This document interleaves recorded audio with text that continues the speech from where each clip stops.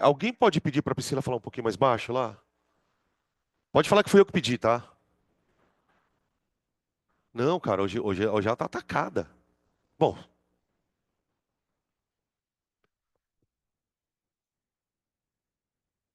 ai, imagina a energia dela. Ué, essa semana foi simulado, né? Por isso. Aí tá toda faceirinha. Cara, dá pra você parar de me ligar, o seu arrombado? Eu nem sei quem é a pessoa, gente. Não adianta, você bloqueia, vem outro. Sabe quando vem outro? Não sei, eles. Que coisa chata. Então vamos lá, gente.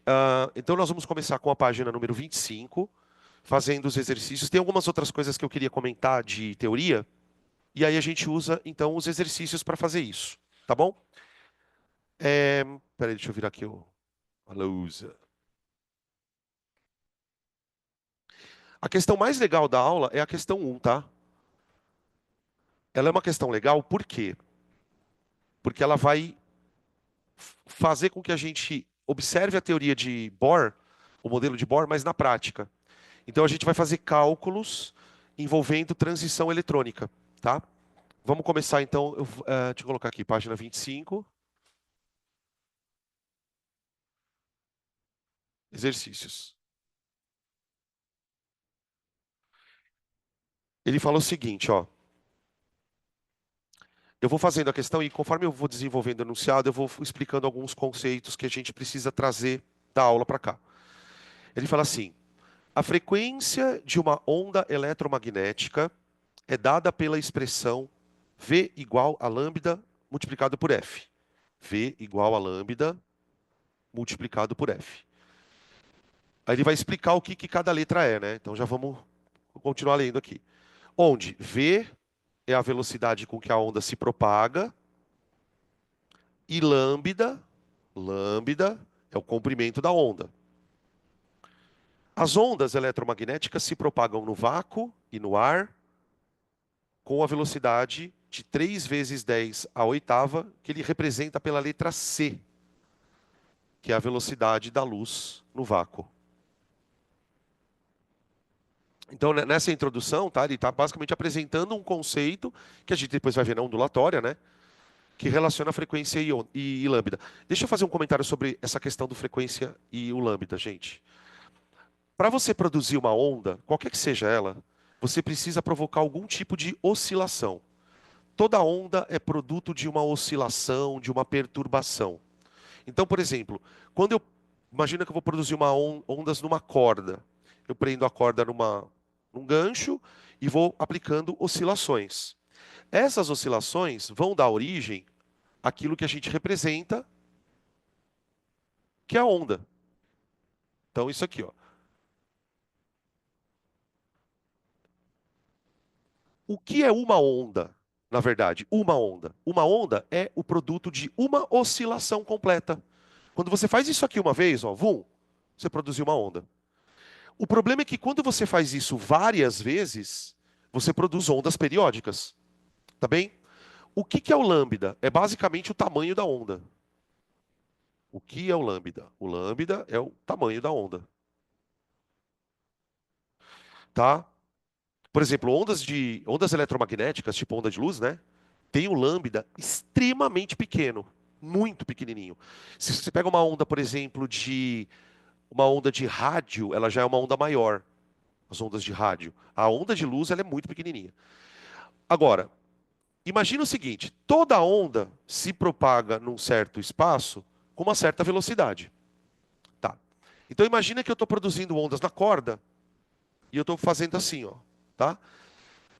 Existe um número de oscilações que eu faço a cada intervalo de tempo, que é a frequência. O interessante é que se eu começar a oscilar a corda muito rápido, ou seja, se eu começar a aumentar a frequência, a onda muda. Eu começo a produzir ondas assim, ó. Por exemplo, tá? Ó,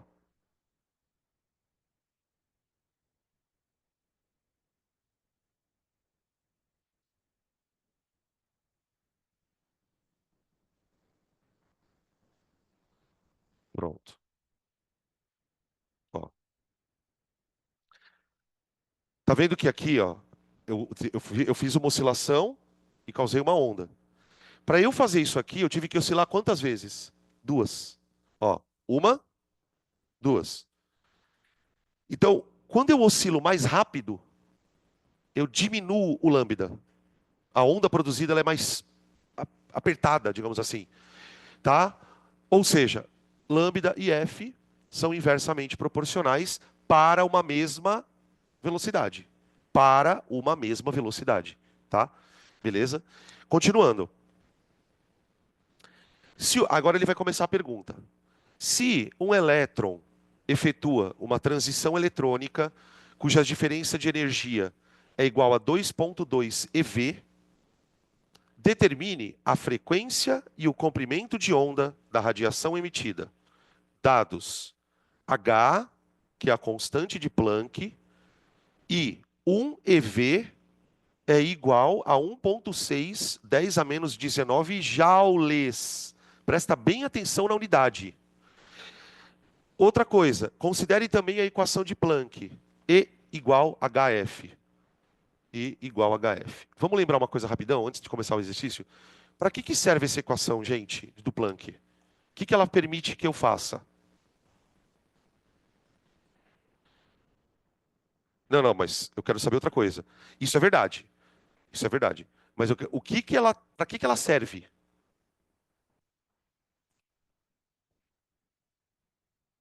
Relacionar a frequência de uma radiação com a energia que ela carrega. Ou mais especificamente, relacionar a frequência do fóton com a energia dele. Porque lembra que o problema todo da transição eletrônica está na emissão dos fótons. Quando o elétron volta para a órbita original, ele tem que emitir fóton. A energia do fóton está associada à frequência. Tudo bem isso?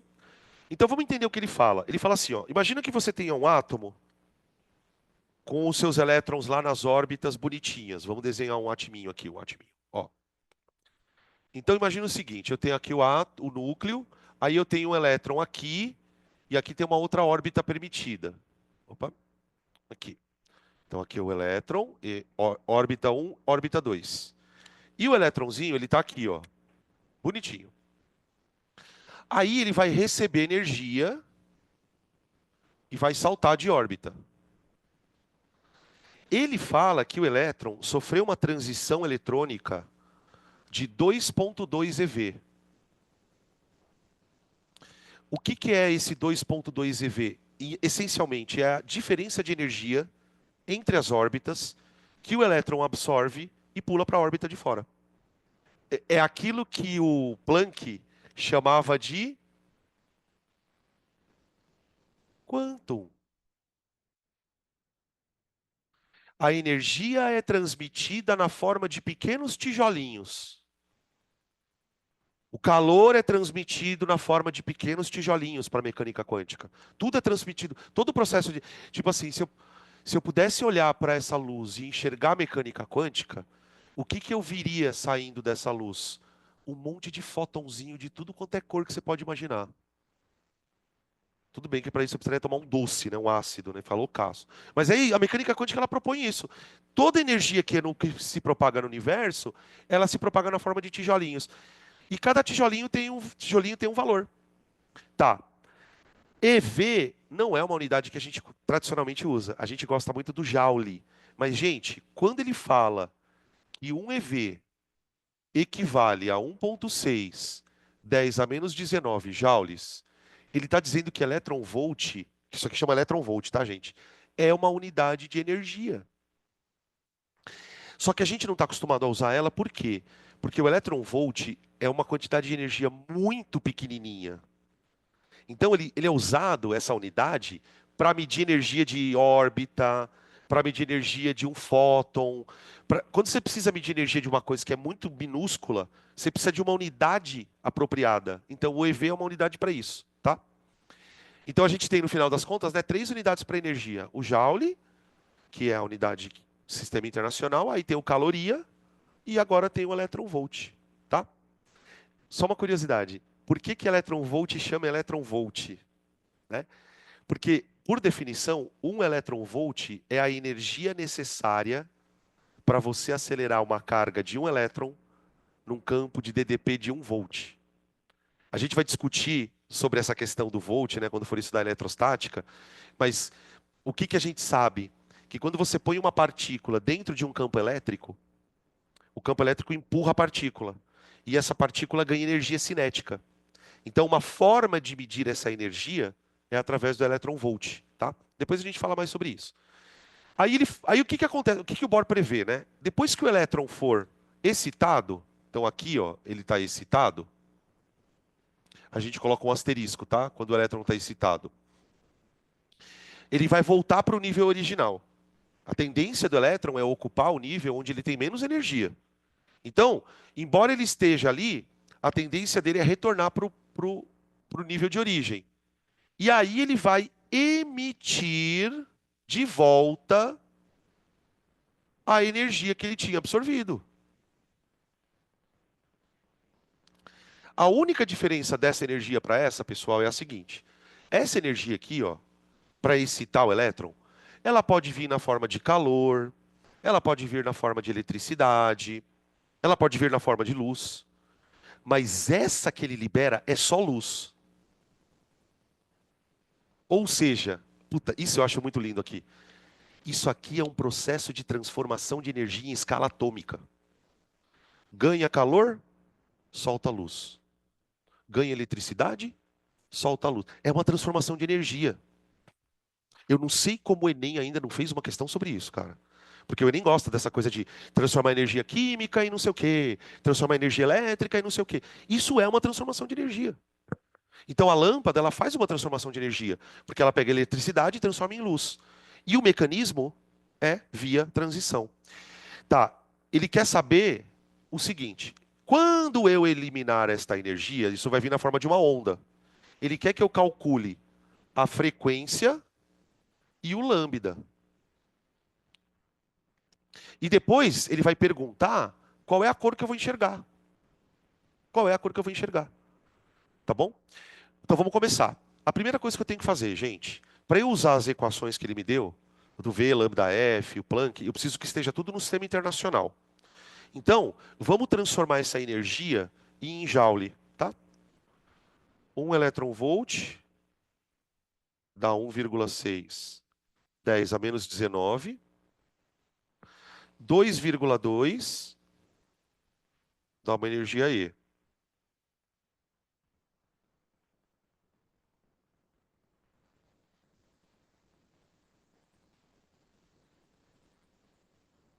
3,52. Eu acho que é isso. 10 a menos 19 joules. Então, essa é a energia de, que diferencia os dois níveis energéticos, tá? É o quantum. Tá, e agora, o que que eu faço? Eu quero descobrir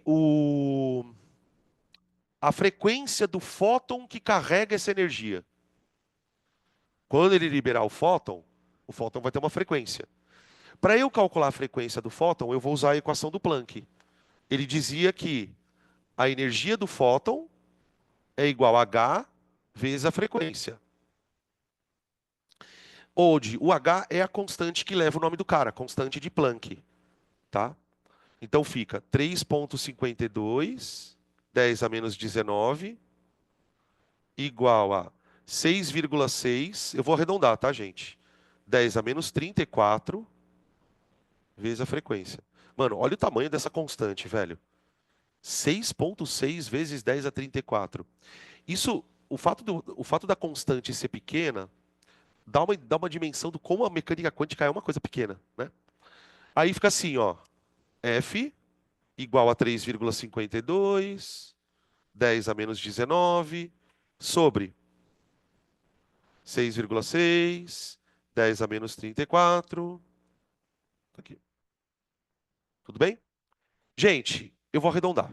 Vocês me perdoem, tá? 3,52, eu vou arredondar para 3,3, para ficar uma conta bem facinho aqui, tá? Então aqui vai dar 1, aproximadamente, dá 1 sobre 2. aproximadamente 1/2, que é 0,5. Então vai dar aproximadamente 0,5 vezes 10. Aí eu vou fazer a soma a subtração aqui, né? 10 elevado a menos 19 com menos 34. 15. 15 o quê? Hertz. Hertz, tá? Gente, preciso contar duas coisas para vocês. Uma sobre a frequência e uma sobre o lambda. Quando falei para vocês que frequência de luz é alta, né? Ó o tamanho da bicha. Para frequências de luz, a gente gosta de usar o giga de unidade. Giga, tá? O que que é o giga? Ó, então não estranhem se as frequências que aparecerem de luz aparecerem em giga, tá? Ó, o quilo é 1000, o milhão é o mega, o bilhão, não é nem giga, cara. Quer ver? Ó, é pior que giga, é tera, porque o 10 a 9 é, é giga e o 10 a 12 é tera. Depois do tera vem qual? Como? Peta, que é 10 a 15, né? 10 a 15. Tá? Então eu vou jogar no giga. Eu vou jogar no giga. Então, vamos fazer aparecer aqui, ó, 10 a 12. Eu falei giga e apontei pro tera, né? Desculpa. Faz isso aqui ficar 10 a 12, ó. Para isso aqui ficar 10 a 12, eu posso falar que isso aqui é 500 vezes 10 elevado a 12, né? Isso. Então eu tenho 500 terahertz. 500 terahertz. Tá bom? Agora eu vou calcular o lambda.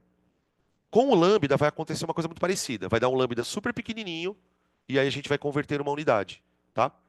Então fica V igual a lambda vezes o F. Aí, o que que eu vou usar na velocidade? A velocidade da luz. Ele está emitindo a luz no ar. Então eu vou usar a velocidade da luz, tá? Peraí, deixa eu só. Aqui. 3/10 à oitava igual a lambda vezes essa maldição dessa frequência aí. Ah, eu vou colocar 5/10 à 14, porque eu acho que fica mais fácil de fazer a conta, tá? O lambda vai dar 3/10 à oitava sobre 5/10 à 14. O lambda vai dar. Aí aqui, cuidado, hein? 3/5 dá 0,6. 10 a menos 6 metro. 0,6, 10 a menos 6 metros. Tá? No caso das ondas de luz, o pessoal costuma representá-las em nanômetros. Nanômetros. Então eu quero fazer aparecer aqui, ó, 10 a menos 9. Tá?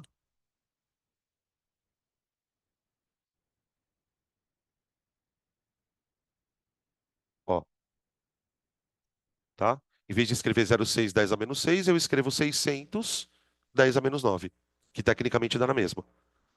Tá? 600 nanômetros. Ô, gente, eu estava até perguntando pro pessoal da outra turma, vamos ver se vocês têm essa noção também. O que que vocês estudam que tem esse tamanho? Vocês estudam um monte de coisa, desde coisas muito pequenas a coisas muito grandes. Quando a gente fala em escala nanométrica, né, nanotecnologia, coisas dessa natureza, nós estamos falando de coisas do tamanho do quê? Célula? Não. A célula é gigante perto disso aqui, velho. Isso aqui é a escala atômica. É o tamanho de um átomo. Se a gente imaginar um átomo uma bolinha, de fora a fora, vai dar coisa de nanômetros. Então, é um comprimento de onda que tem o tamanho de um átomo. Isso explica por que que a luz não difrata. Lembra que eu falei que para a luz difratar ela precisava passar por uns buracos que tivesse o tamanho mais ou menos igual da onda. Então, tipo assim, para você fazer a luz difratar, você precisaria de um buraco muito pequenininho, tá? Fala.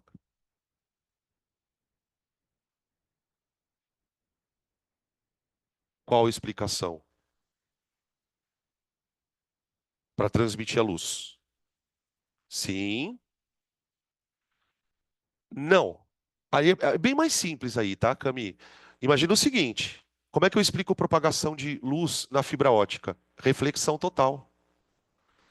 Você tem um sinal, o sinal é disparado, e aí o que que eu preciso fazer na fibra ótica? Eu preciso jogar o sinal de luz de uma tal maneira que ao invés. Porque aqui é um dióptro, né? Então aqui é o ar e aqui é dentro da fibra ótica. Dependendo do ângulo que eu jogar aqui, o que que aconteceria com o raio? Ele escapa da fibra. Mas se eu jogar ele no ângulo limite, lembra daquele negócio do ângulo limite? Aí o que o raio faz? Ele faz isso. E aí ele vai sofrendo sucessivas reflexões e aí a luz é conduzida.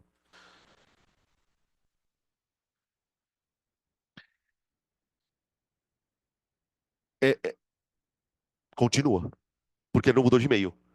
Se refratou, saiu do fio, não pode. Não pode, tá? Inclusive, você estava falando agora, eu me lembrei de um exercício. Eu acho que foi, eu não sei se foi com você que eu fiz o ano passado, que era mais ou menos assim. Era muito foda a questão. Ela dava o tamanho de uma fibra, e aí ele jogava a luz. E a luz ia tim, tim, tim, tim, tim, tim, tim, tim, tim. Eu não lembro exatamente o que que ele dava, mas no final das contas ele queria saber quantas reflexões dava no tamanho da fibra. Então você tinha que fazer uma continha ali, era um negócio bem. Mas é sempre reflexão. Então, por exemplo, como é que eu explico o funcionamento da fibra ótica? Qual é o princípio? Reflexão. Agora, como é que a fonte produziu a luz? Aí é outra história. Pode ter sido assim, tá? A fonte que vai produzir a luz que vai conduzir, tá? Ahn, Aí ele vai fazendo as outras perguntas, ó. Bom, a gente, com as contas que a gente fez, a gente consegue responder todas elas bem rápido, ó. A pergunta do item A foi respondida. No item B, ele fala assim, ó. As cores, as cores que podem ser percebidas pelo sistema visual humano correspondem a uma pequena faixa de frequência do espectro eletromagnético. Vamos falar sobre isso. A gente costuma se referir às cores usando a frequência, não é? Isso é muito comum na física. Só que, por incrível que pareça, nas ciências da natureza em geral, geralmente a gente usa o lambda para falar da cor. Vocês vão ouvir muito falar disso em biologia. Ah, a clorofila que absorve em 500 nanômetros, exemplo. Então, ele coloca o espectro de um jeito diferente, ó. Ele coloca violeta, vermelho, e aí embaixo ele coloca os lambdas, ó. O violeta está no 400 nanômetros, na faixa de 400 nanômetros é a onda violeta. À medida que você vai aumentando o lambda, a onda vai pendendo para o vermelho, até chegar nos 700 nanômetros. Tá aqui. Esse é o espectro, tá? Se você pegar essa diferença aqui e dividir pelas cores, você vai ter mais ou menos a faixa de cada cor, tá? De 400 a 400 e pouquinho, beleza? O que que é interessante da gente perceber? Vermelho tem lambda menor que o violeta. Vermelho tem o lambda menor que o violeta, só que são ondas da mesma natureza. Se o vermelho tem uma onda com um comprimento maior do que o violeta, a frequência dele é menor do que a do violeta, tá bom? Então a gente observa bem claramente a história do V igual a lambda F. Ó, a frequência ela cresce num sentido, tá? E o comprimento de onda cresce no outro, mostrando que eles são realmente inversamente proporcionais, tá bom? Só um parênteses, não tem nada a ver com a aula, mas eu preciso falar porque eu li sobre isso. E vai que aparece. O telescópio. O telescópio que lançaram agora há pouco aí, o James Webb, ele tira fotos mais bem resolvidas. E por que que ele faz isso? que ele tem de especial, por exemplo, que o Hubble não tinha? O que diferencia a visibilidade dos telescópios é o comprimento de onda que cada um deles enxerga. Então, tipo, o telescópio, ele é um olho. Ele tem os espelhos que captam a luz, mas o que vai processar a imagem é como se fosse um olho. Ou seja, ele tem um limite de sensibilidade. Qual é o problema? A maioria eu vou chamar de luz, né? A maioria da luz que um telescópio captura não é na faixa do visível. Incrível que pareça. Os telescópios enxergam pouco nessa faixa. O que eles enxergam muito são faixas abaixo do vermelho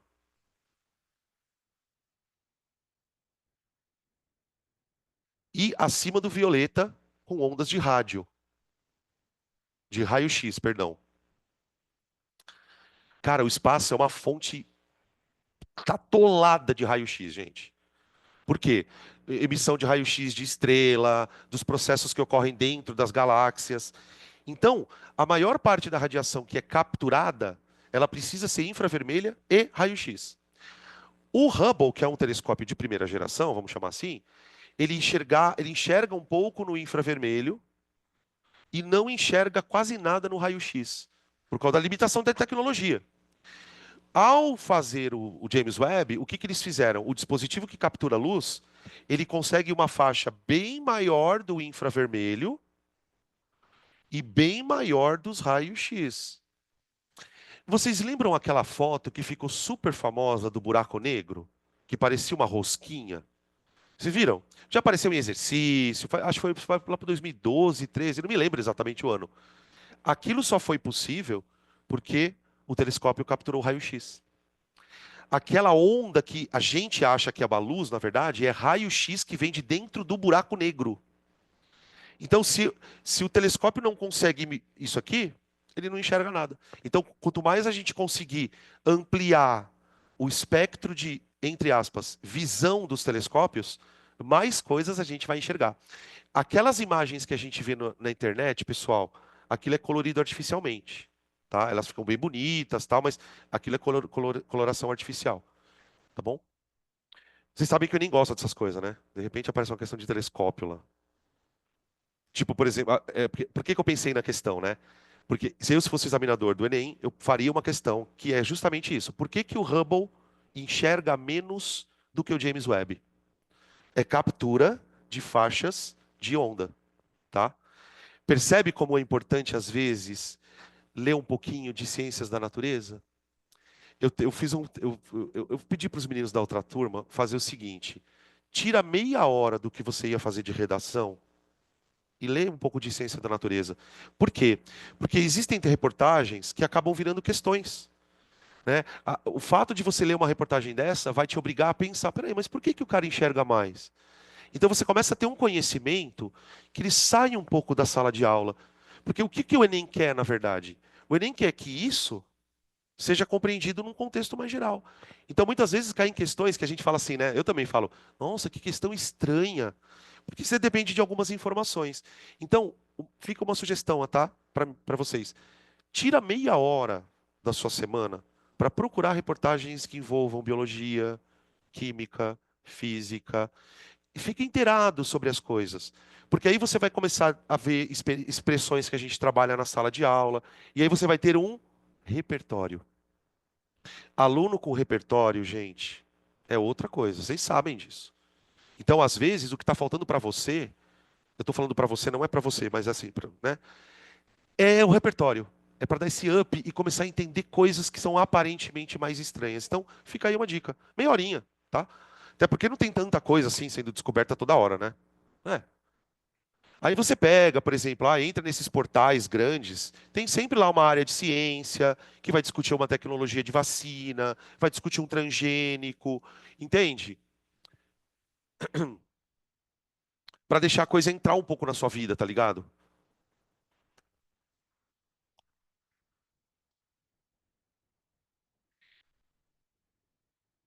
Hum. Questão 2. Ah, não, B. A B vai perguntar o seguinte, gente: essa radiação, a gente enxerga? Aqui o átomo emitiu, a gente enxerga? enxerga. Por quê? Porque ela está dentro do espectro. Então a resposta é da B, né? Sim, pois está dentro do espectro visível. Está dentro do espectro.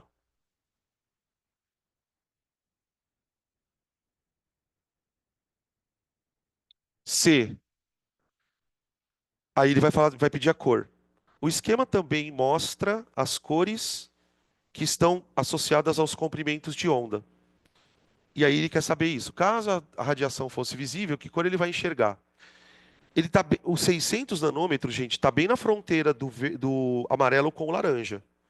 Então você vai enxergar alguma coisa dentro dessa situação. Um amarelo alaranjado, sei lá. Amarelo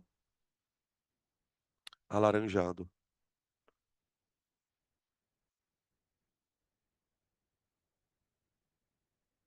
Tá bom?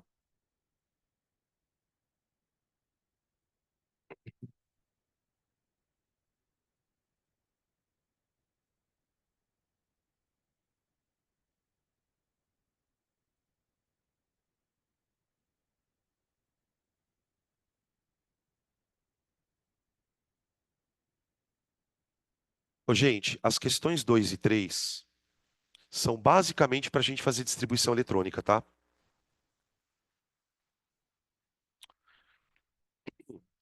Por que que eu coloquei isso aqui? Porque durante as distribuições eu quero ir aprofundando um pouquinho mais algumas coisas, tá? Porque a distribuição em si eu sei que vocês sabem fazer, mas eu queria usar essas questões para isso. Então, na questão 3, ele pede para a gente fazer distribuição eletrônica de três espécies: do enxofre, do potássio e do ânion nitrogênio.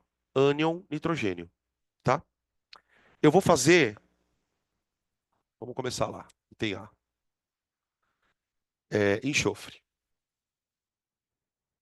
Então, quando eu faço o diagrama de Pauling, o diagrama de distribuição energética, o que a gente está fazendo,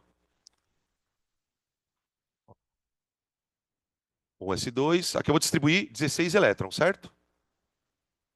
12, 3p4. Isso aqui é a distribuição, tá? O exercício pede só isso, mas eu vou fazer algumas outras coisas a mais. A primeira coisa que eu queria fazer com vocês, que quando fizeram isso comigo, cara, isso me ajudou muito, é olhar para essa distribuição de uma forma um pouco diferente. Enxergar ela assim, ó. Eu vou fazer a mesma coisa, só que eu vou escrever de um jeito que eu acho que dá mais informações.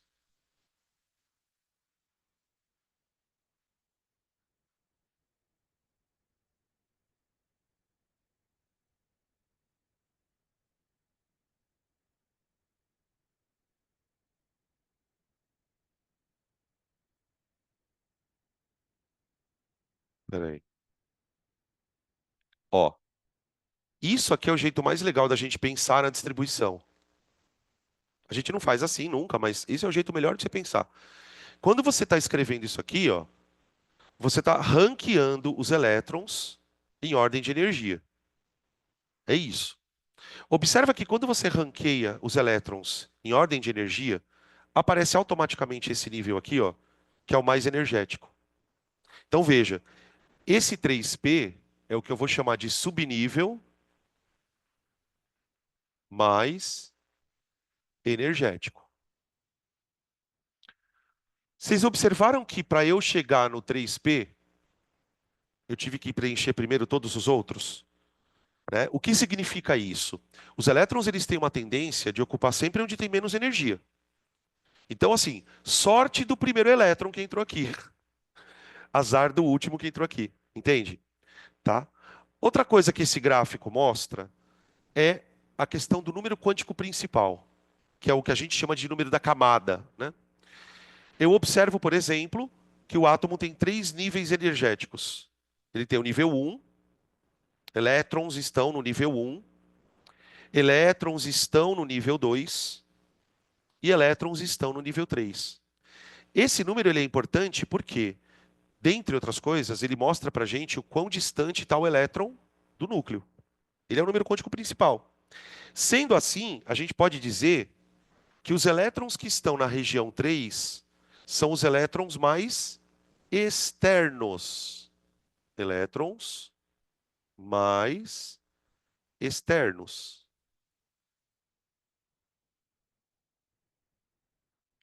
Então aqui tem dois conceitos que pode ser que você se confunda. Não estou dizendo que vai confundir. Uma coisa são os elétrons mais energéticos. Outra coisa são os elétrons mais externos. Os elétrons mais energéticos, tecnicamente, são os últimos elétrons que você preenche. Por quê? Porque o diagrama é uma ordem de energia. Então, se você preencheu aqui por último, é porque esses caras são os mais energéticos. Tá bem? O que são os elétrons mais externos, tecnicamente? São os elétrons que têm o maior número quântico principal. Qual é o maior número quântico principal que eu tenho aqui? 3. Então, todo mundo que tiver esse número é considerado elétron mais externo. Vocês estão entendendo onde eu quero chegar com isso? Na camada de valência.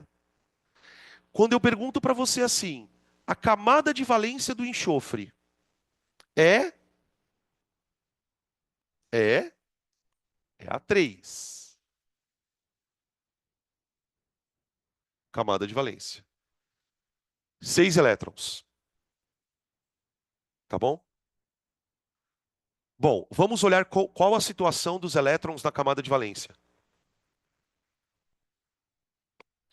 Quando a gente fala em situação de elétron, gente, eu estou querendo especificar o quê?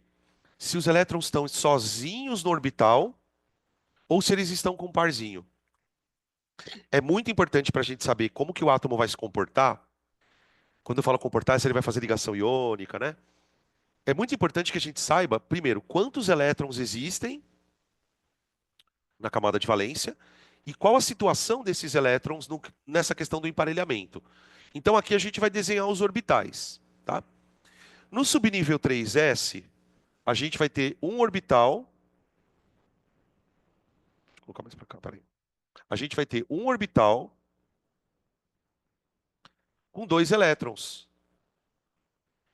Então, os números quânticos desses elétrons: 3, 0, 0 mais meio. 3, 0, 0 menos meio. Tá? 3, 3, 0, porque é subnível S. Caixinha 0, não tem caixinha menos 1 para cá, nem mais 1 para lá, né? Então, caixinha 0 e mais meio menos meio. Aí eu vou no 3p.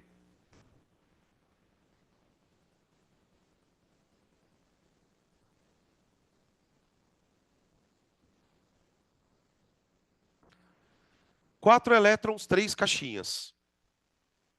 4 elétrons, 3 caixinhas. Qual é a forma mais estável desses elétrons estarem organizados? Primeiro preenche os vazios. Depois vem preenchendo de volta. Ó, preenche aqui. Depois esse. Ah, não pode pôr aqui primeiro, professor? Não. Por causa daquela regrinha que a gente discutiu na aula passada, do Rand. Aqui também. E agora? Aí põe aqui, ó. Bom. Tá bom? Então veja, no subnível 3p, a gente tem elétrons emparelhados e desemparelhados. Ok? Isso aqui já ajuda bastante a gente a entender, por exemplo, qual é o critério que o átomo usa, entre aspas, né?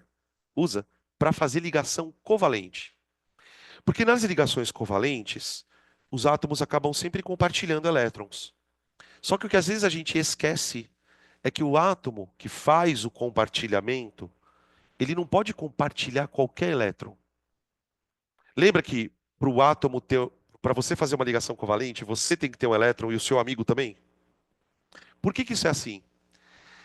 Porque para você compartilhar um elétron, como você vai ter que receber um elétron de volta, também no compartilhamento, você tem que ter um lugar para acomodar esse elétron. Ou seja, eu só posso compartilhar elétron com alguém se esse elétron for desemparelhado. Esses elétrons aqui, ó, o enxofre, ele não vai conseguir compartilhar. Nem esses daqui. Mesmo estando na camada de valência. Por isso que a gente fala, por exemplo, o enxofre faz 2 ligações. É. porque ele tem os elétrons desemparelhados. Esses elétrons emparelhados, eles vão ser usados eventualmente se o outro átomo tiver um orbital vazio. Aí vira uma dativa. Então, na verdade, toda ligação covalente ela acaba sendo um compartilhamento. Mas o elétron desemparelhado ele é compartilhado de um jeito. O elétron emparelhado é compartilhado de outro, tá? Conforme a gente for estudar ligações, isso vai ficar bem claro, tá bom? Que mais? Ah, perceberam outra coisa, né? Eu nem olhei para essas camadas aqui. Nada que acontece aqui me interessa. Na verdade, não acontece nada aqui, tá? Qualquer coisa que vai acontecer com o átomo vai ser sempre na camada de valência. E a outra coisa que eu queria fazer também com vocês, gente, já para ir adiantando alguns processos, é como é que eu represento a camada de valência? Representação. É a tal do Lewis, né? Famoso estrutura de Lewis. Gente, a representação de Lewis ela é simplesinha. Você vai colocar o símbolo do elemento, você vai representar só a camada de valência, os outros elétrons você não representa, e a regrinha é a seguinte: se os elétrons estiverem juntos, você desenha eles assim, ó, um do ladinho do outro. Então, ó, aqui. Aí tem mais dois juntinhos, tá vendo, ó? Você pode colocar onde você quiser, tá? Não tem uma regra. Vou colocar aqui, ó. Pronto. Agora, esses dois aqui, ó, eu não vou colocar juntos. Por quê? Eu quero deixar claro que esses caras estão desemparelhados. Então eu desenho separadinhos. É justamente aqui, ó, que o enxofre liga com alguém. Por exemplo, tem um ácido que a gente estuda lá na química geral, ácido sulfídrico, H2S. Bota um H aqui, bota um H aqui. Por exemplo, tá? Ah, mas não pode ligar com aqui. Não, aqui não, tá? Acho que é isso. Acho que eu esqueci alguma coisa. Não. Oi.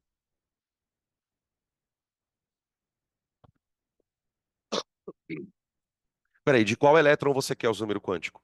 Porque a pergunta é a seguinte: de qual elétron você quer? Por exemplo, vamos pegar um aqui aleatório. Eu quero os números desse elétron aqui, ó. Então vamos lá. Ele está no nível 3,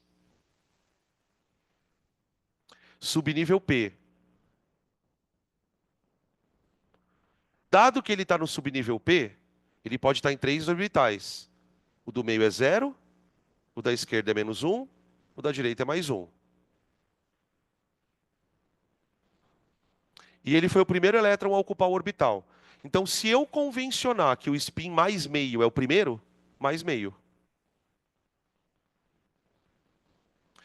Agora, uma outra coisa interessante, né? Já que você falou do número quântico, eu vou usar ele também aqui.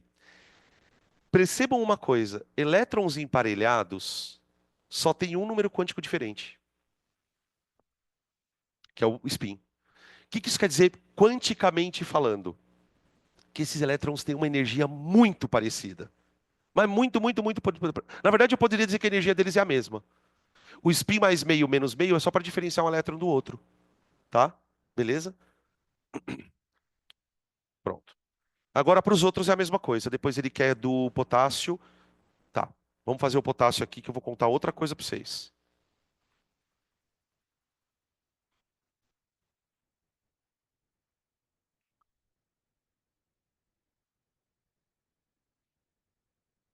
Ele fala, determine os números quânticos do 14º elétron.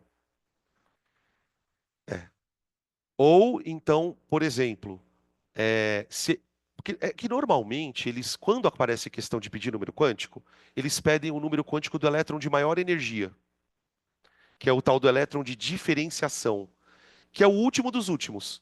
Então, por exemplo, nesse caso aqui, quem que seria o elétron de diferenciação? Esse aqui, ó, Mi. Porque foi o último que eu coloquei aqui, tá? Beleza? B, potássio. Um S2, dois S2, dois P6, três S2, três P6, deu 18, né? 18. 4s1. Então vamos lá, vamos escrever tudo que a gente sabe do potássio. A camada de valência dele é a 4, tá? Na camada de valência, opa, peraí, aqui, ó. Na camada de valência tem quantos elétrons, gente? Só um elétronzinho. Então seria isso, ó, 4s1. Representação de Lewis, assim, ó. Tá aí, tá bom? Por que que eu coloquei o potássio aqui, gente? Tem um motivo, tá? Se você olhar para a distribuição do potássio e do enxofre, tem uma coisa que chama atenção: o tamanho da camada de valência. Se você observar o potássio, ele tem só um eletronzinho na camada de valência. Um. Já o enxofre tem 6. Então, assim, se você já fez distribuição na tua vida, e se você já viu uma tabela periódica, você já percebeu que, dependendo do elemento que você faz a distribuição, você vai encontrar uma certa quantidade de elétrons na camada de valência. E esta observação é importante para a gente começar a entender que o elétron, que o átomo gosta de fazer na natureza. Né? Então, por que que o sódio gosta de fazer ligação iônica? Por que que o carbono faz ligação covalente e faz 4 ligações? Por que que o oxigênio é eletronegativo?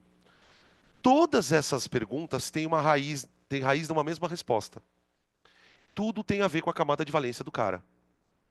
A camada de valência ela vai ditar o comportamento do átomo. Então a gente pode, ao observar isso, começar a anotar algumas observações. Olha a primeira observação que eu quero fazer. De maneira geral, a gente vai separar os elementos em duas categorias: camada de valência com poucos elétrons, camada de valência com muitos elétrons. Então eu tenho camada de valência com poucos elétrons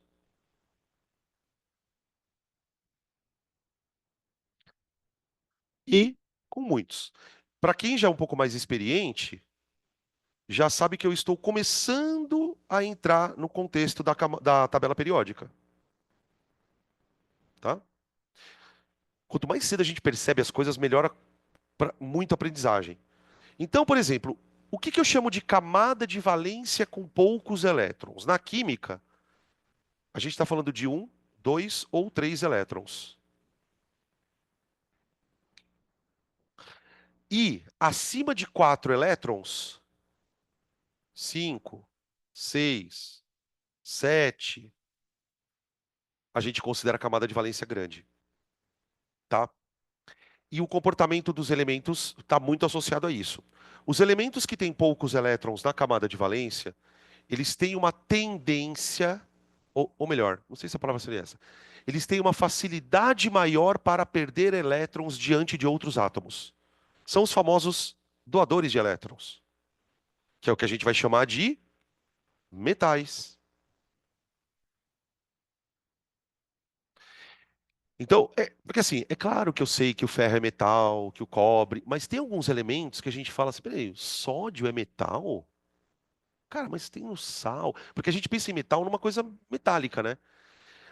O caráter, chamar um elemento de metal tem muito mais a ver com a estrutura do que o fato dele brilhar ou de você fazer um anel com ele, tá? Os elementos que têm camada de valência pequena, lítio, sódio, potássio, rubídio, cálcio, magnésio, tudo metal, tá? E os que são são os elementos que vão se tornar cátions, né? Os doadores de elétrons. Doadores de elétrons. De elétrons. Vocês entendem agora para que serve de verdade distribuição eletrônica? É para isso, é para você olhar a estrutura e falar, então quer dizer que ele gosta de fazer isso. Ah, tá, legal. Os elementos que têm camada cheia são elementos que têm um comportamento já diferente. Na hora que você aproxima um átomo desse aqui, de um átomo desse aqui, por exemplo, ocorre uma troca de elétrons. Um átomo dá elétron para o outro. Então, esses elementos são os atratores de elétrons. São aqueles que vocês chamam de eletronegativo, sabe? Foi ontem no clube. Manja. São os que gostam de puxar elétron. São os ametais.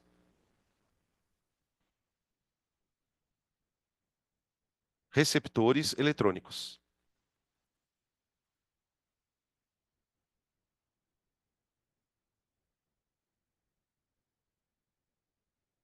Tá bom?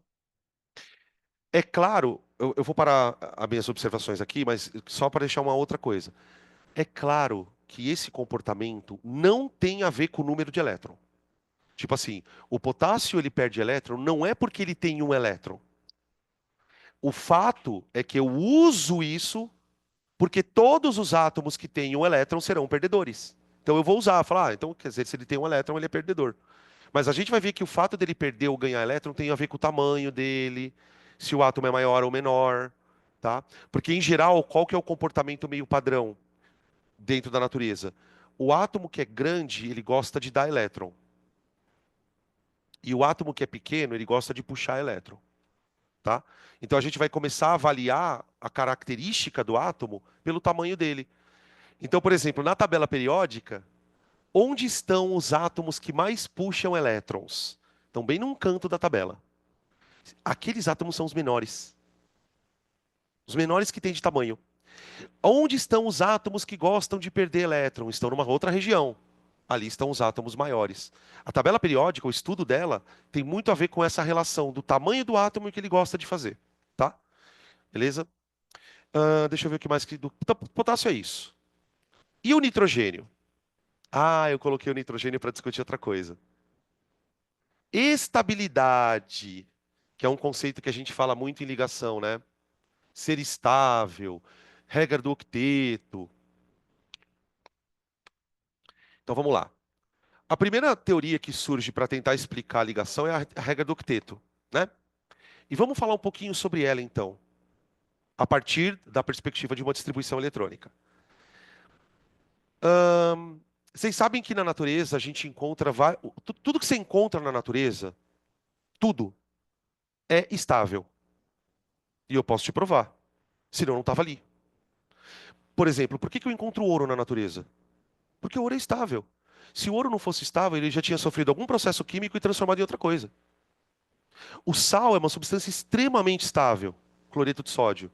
Sal não tem prazo de validade de tão estável que ele é. Inclusive, uma dica, tá? Se você olhar nos remédios, procura um nome, por exemplo, você vai tomar algum remédio lá, X. O remédio ele tem o nome do rótulo, mas tem o nome da substância. Você pode perceber que os nomes das substâncias são sempre assim: cloridrato de não sei o que lá, nitrato de paragadavos, sulfato de paranauebos. Isso lembra o quê? Todos os remédios que vocês tomam é sal. Eles são transformados em sal. Eles são substâncias orgânicas salificadas. Cloridato de benzocaína, nitrato de não sei o que lá, ina. A parte ativa é o ina. O cloridrato, o sulfato, é simplesmente uma transformação do composto orgânico em um sal. Por quê? Para diminuir o tempo, para diminuir não, para aumentar o tempo de validade do remédio. Porque as substâncias orgânicas, pessoal, elas são super sensíveis ao calor, à umidade. Por isso que quando você entra na farmácia, ela está lá no rótulo, coloque em local fresco e arejado, né? Porque a substância orgânica ela é muito sensível. Uma forma de você aumentar o tempo de vida dela é transformando ela num sal, tá? Bom, por que que eu estou contando sobre isso? Porque a pergunta que eu quero fazer é a seguinte: vocês acham que isso aqui, vocês acham que esse átomo aqui, ele é feliz? Deixa eu pegar aqui o controle que o pessoal de casa não está vendo ele. Vocês acham que esse nitrogênio aqui, ele é feliz, ó? O que que vocês acham? Olha para a cara dele. Vê se ele é feliz. Professor, eu não estou entendendo o que você está querendo dizer com feliz. Quando a gente está feliz, a gente não está num estado que a gente quer ficar assim para sempre? Então, vamos entender como feliz aqui, uma brincadeirinha para estável. Tipo, será que eu conseguiria encontrar esse átomo na natureza? Como eu encontro, por exemplo, o Na+, o Cl-. A teoria do octeto vai explicar o seguinte: se esse átomo tiver uma eletrosfera igual a de um gás nobre, ele é feliz. A teoria do octeto fala que o sonho de todo átomo é ser um gás nobre. Aliás, a ideia, né, de chamar a regra do octeto vem justamente de um pequeno detalhe, que é a maioria dos gases nobres tem 8 elétrons de valência.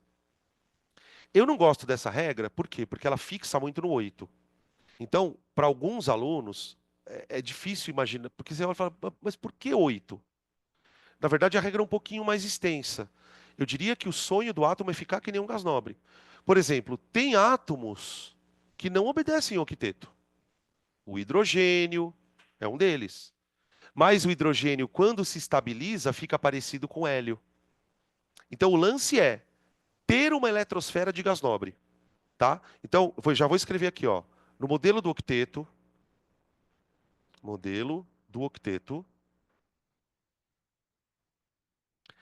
pode ser resumido a estabilidade é sinônimo de eletrosfera de gás nobre.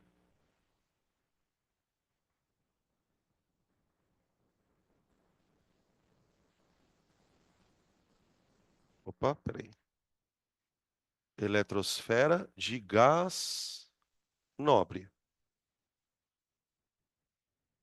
tá? E aí a gente vai mostrar um pouquinho sobre isso agora. Vamos agora fazer a distribuição que ele pediu, do nitrogênio aqui, tá? O fato dele ter uma carguinha menos está me dizendo que ele ganhou 3 elétrons. Então, nesse caso, eu não vou fazer a distribuição de 7 elétrons. Eu vou fazer de 10. Pronto. Pronto, ó. 2p6. Aqui. Essa eletrosfera, gente, é igualzinha à eletrosfera de um outro elemento chamado neônio.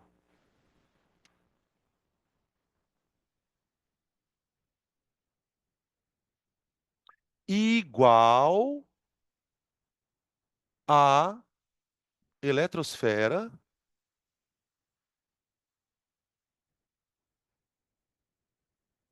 do neônio, do Ne. Então, para a teoria do octeto, esse cara é estável. E ele é estável mesmo. Quimicamente falando, ele é estável. É um ânion chamado nitreto. Ele é raro, a gente não estuda ele muito, mas ele é um ânion estável. Ah, por quê? Porque ele tem uma eletrosfera de gás nobre. Agora veja uma coisa, ainda aprofundando mais na distribuição. Se você fizer a distribuição eletrônica do nitrogênio sem esses elétrons,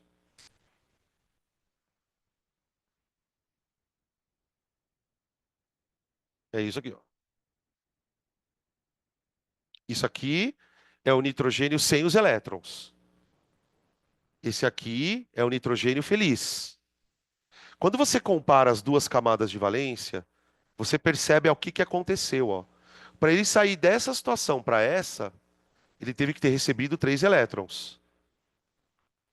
Agora vem aqui, o que eu acabei de contar para vocês sobre quem gosta de ganhar elétron.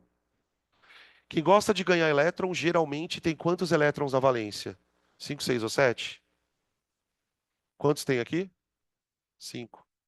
Vocês entenderam como a cabeça tem que funcionar? Ela é assim. Eu sei o átomo, eu sei o comportamento. Vejo como está a eletrosfera do átomo. Vejo o que ela precisa para ficar parecida com gás nobre. E vejo se o átomo gosta de perder ou ganhar. Tudo bem? Quer ver um outro exemplo?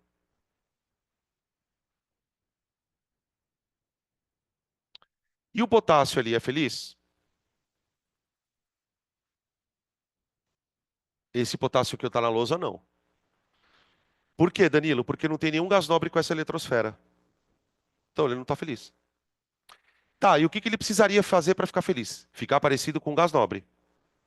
Mas, gente, ele não vai ficar parecido com o neônio. Ele vai ficar parecido com o gás nobre que for mais próximo dele. Mais próximo dele, tá? Tem um gás nobre na tabela periódica chamado argônio. Ele é o gás nobre mais próximo do potássio, tá? O potássio tem número atômico 19, o argônio tem número atômico 18. Se você fizer a distribuição eletrônica dessa porra aqui, ó,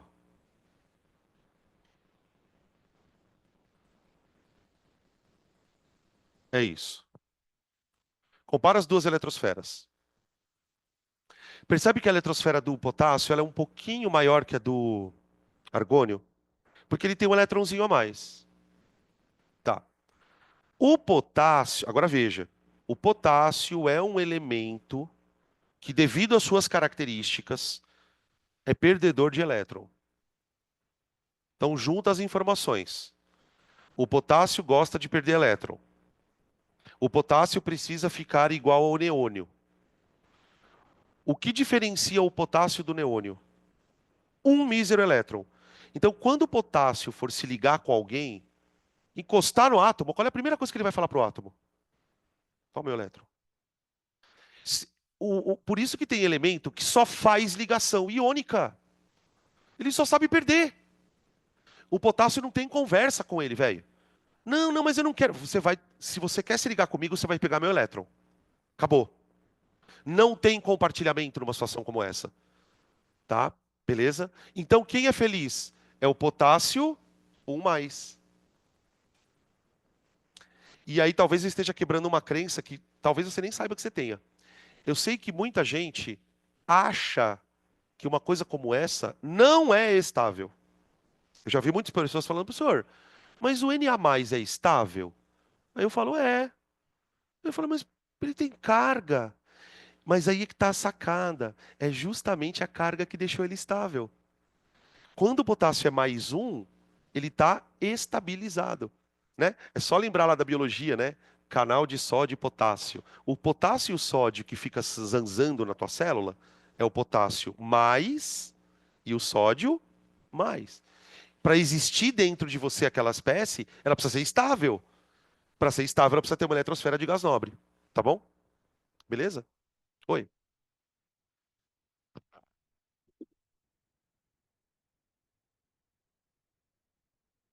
Isso. Eu posso escrever assim, ó.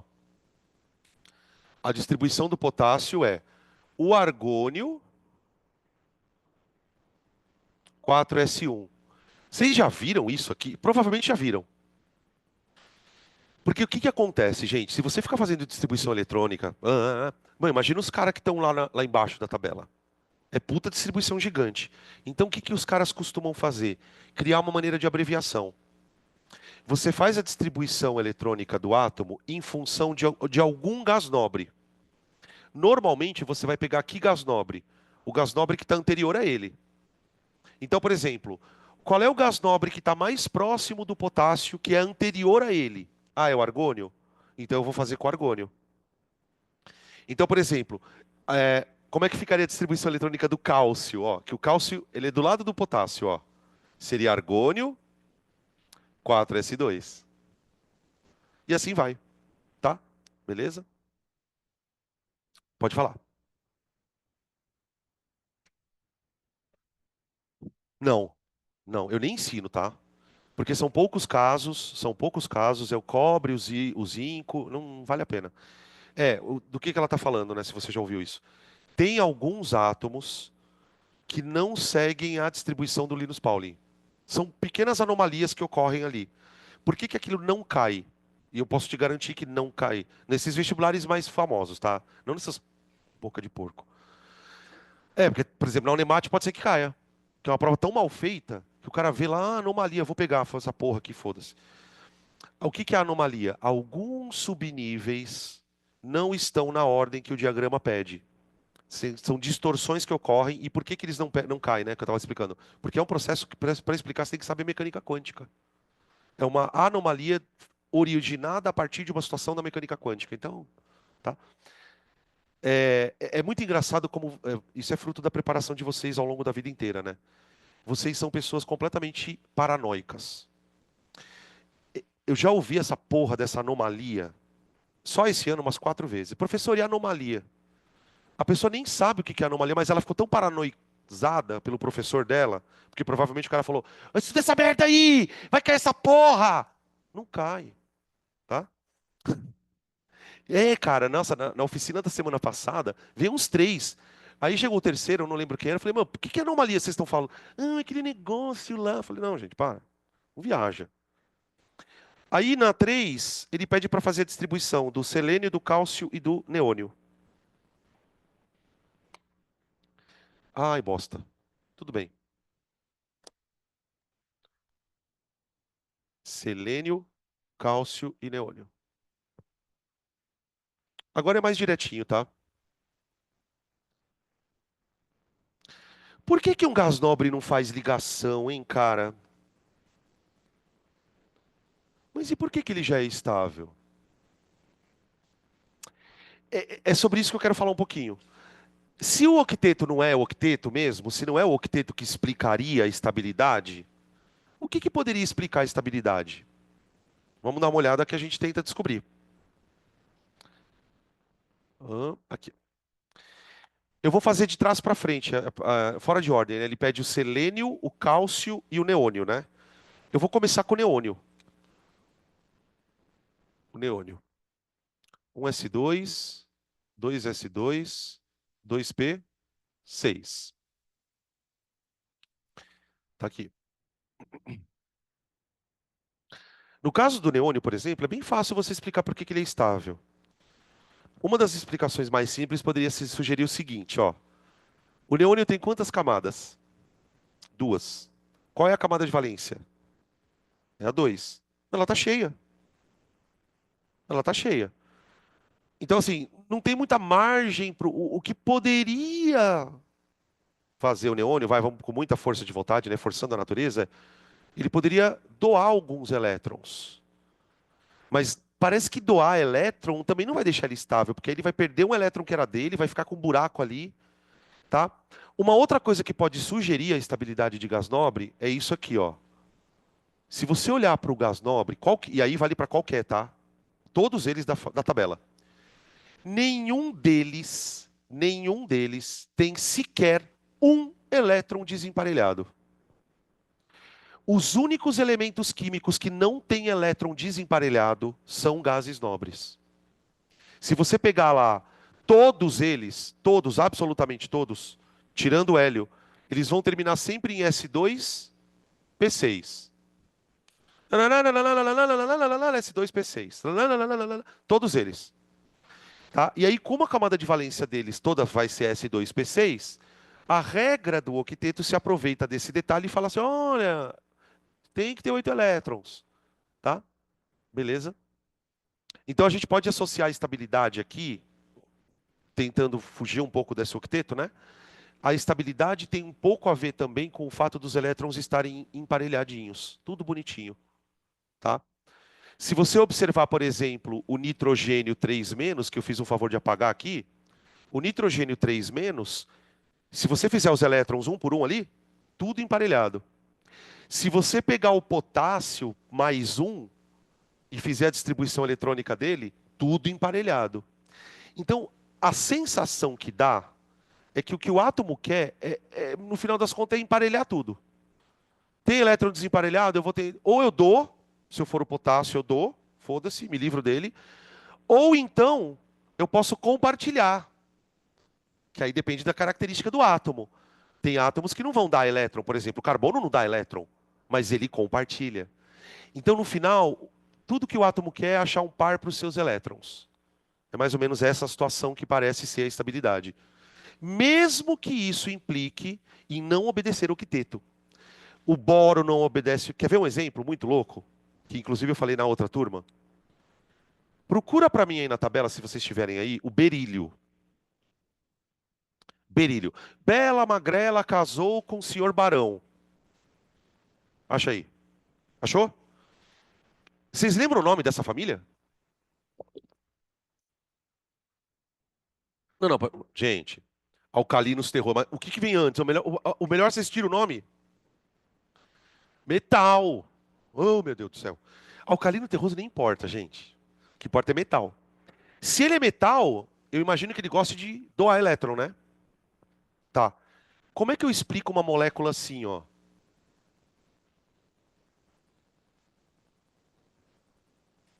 Essa molécula existe, tá, gente? Eu não estou inventando. Ela chama hidreto de berílio. Vocês sabem o que significa esse traço aqui? O que que esse traço quer dizer? A gente não falou sobre isso, então por isso que eu estou perguntando. Ligação covalente. Não parece que tem alguma coisa estranha nesse desenho? Como pode um metal estar compartilhando elétron? Tá? Outra coisa, o berílio está na família 2A. Então ele tem dois elétrons na camada de valência. Quando ele faz ligação covalente com hidrogênio, ele está compartilhando mais dois, ele vai ficar com quantos elétrons para ele? Tá feliz. Tá feliz. Agora, a gente não vai fazer isso hoje, tá? Vai ver como estão os elétrons dele aqui. Tudo emparelhado. O berílio tem dois elétrons, um em cada orbital. Um em cada orbital. Quando ele chega perto dos hidrogênios, cada elétron do hidrogênio, pum, pum, ele fica com dois parzinhos. Feliz. Onde acontece também isso? E aí, ó, se você já estudou esse assunto, você sabe, eu estou falando de exceções do octeto. Que o octeto trata simplesmente como exceção. Tchau, você vai embora. Foda-se. Bem fascista, né? Você é diferente, tchau. Esse boro tá feliz? Tá. Porque essa molécula existe, ela faz ligação e tal. Só que o boro, ele tem três elétrons na camada. Ele está na família 3. Bruno almoçou galinha indiana talhada.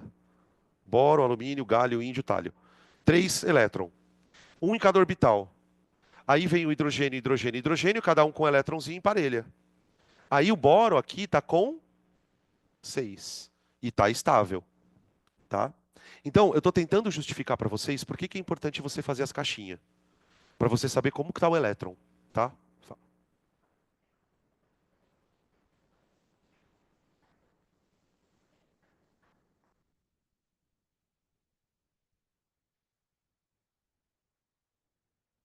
Não, porque está tudo emparelhado.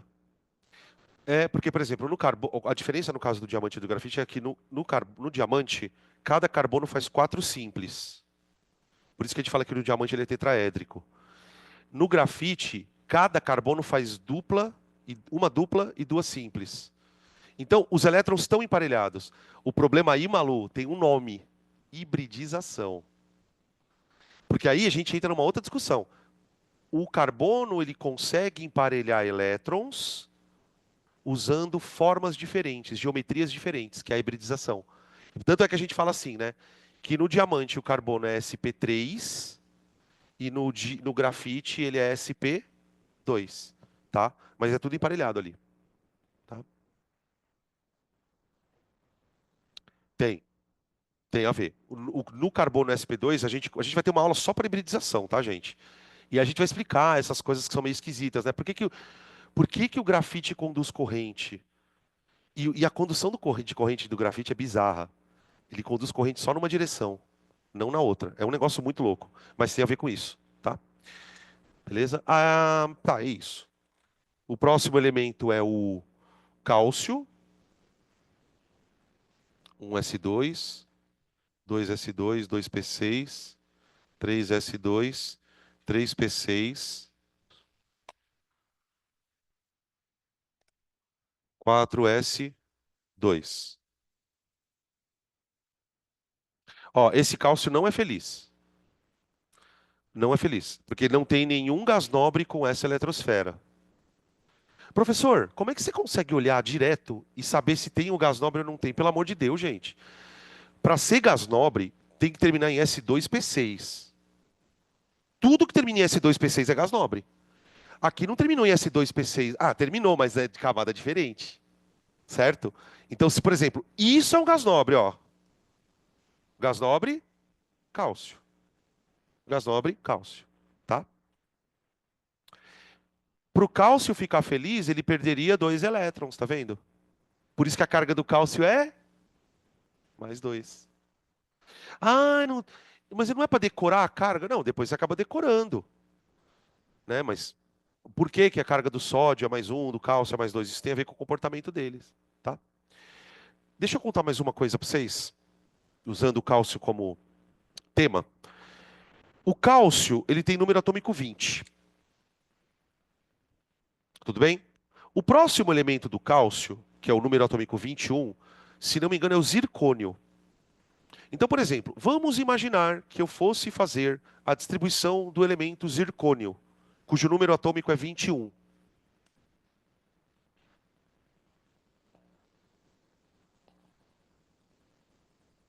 Que?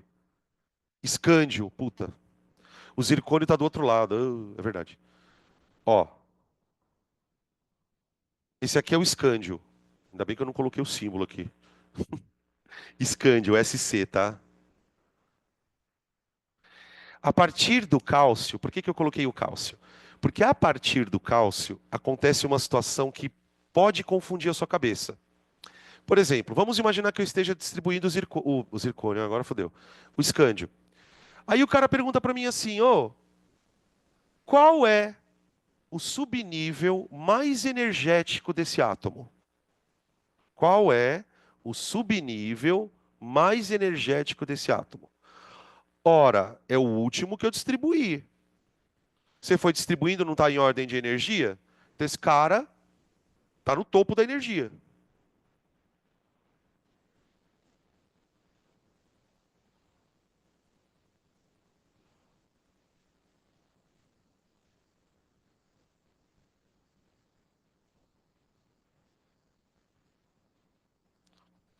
Qual é a novidade? É a primeira vez que acontece, se você vier distribuindo, né? Distribui o hidrogênio, distribui o hélio, vem um por um distribuindo até chegar no cálcio. O escândio é o primeiro elemento no qual o subnível mais energético não está na camada de valência. Isso é que causa uma confusão.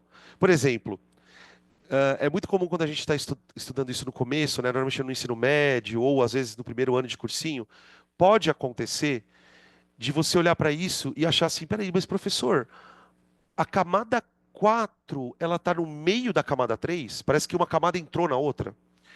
Vamos lembrar, pessoal, que isso aqui não é o mapa do átomo, isso não é um desenho. Isso aqui é uma ordem de energia. O que causa estranheza é que o lugar de maior energia não é o lugar que está mais longe. Isso contraria o Bohr. O Bohr não falava que quanto mais longe, mais energia. Esse problema foi descoberto, obviamente, depois do modelo de Bohr. Os caras, quando foram fazer os cálculos, porque aí, imagina, a mecânica quântica foi evoluindo. Chegou um ponto em que para cada elétron desse, você tinha uma equação de onda. Então eu consigo montar a equação de onda de qualquer elétron. E aí os caras foram perceber, por exemplo, que quando eu montava a equação de onda desse elétron aqui, ó, a energia dele era maior do que a que estava mais longe. Então, ó, observação. Observação. Em alguns casos, não são todos, óbvio, em alguns casos, o subnível energético não está na camada de valência. Mais energético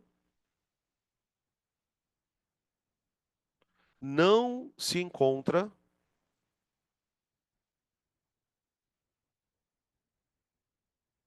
na CV.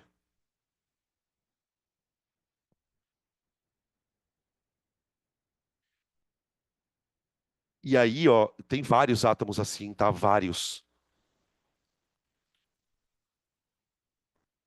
Quer ver um exemplo? Se você pegar na tabela periódica o escândio, né? Se você pegar todos os átomos da linha dele, do escândio até o zinco, se não me engano, todos eles vão terminar assim, ó. Por exemplo, o elemento que está do lado do escândio, que seria o 22, vai. 4s2, 3d2. Aí você pega o elemento que está do lado desse outro, que é o 23. 4s2, 3d3. E assim vai. Se você pegar o último átomo da linha do escândio, o último, vai ser 4s2, 3d10. Então, quando você percorre, se você pegar na tabela periódica aquela linha do meio, conforme você vai percorrendo os átomos, você vai enchendo isso aqui. Em todos eles vai acontecer isso aqui, tá? A camada de valência é a 4 e o subnível de maior energia é o 3D.